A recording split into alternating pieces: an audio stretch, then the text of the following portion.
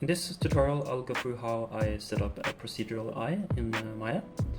This is both for beginners and intermediate artists. I'll share a lot of tips and tricks how I use different nodes here in the Hypershade to create an eye like this over here.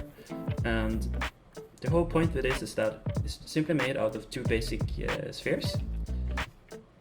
If you go to wireframe, you can see there are two spheres on top of each other, and that's it. The rest is made with nodes. So you can see here there is displacement.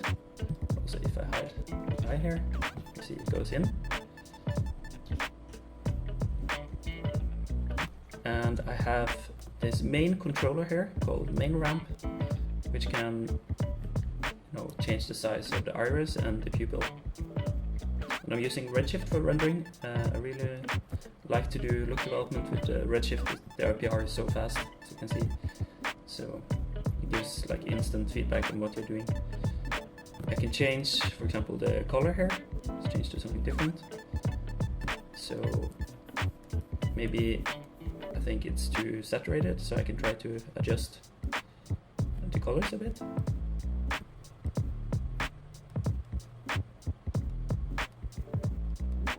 Just playing around with the settings. I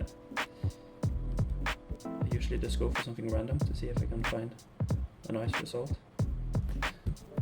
Let's say I like that. Go back here to my main controller. Maybe let's desaturate it a bit. And what if I want to change the color of the eyeball? We can do that as well.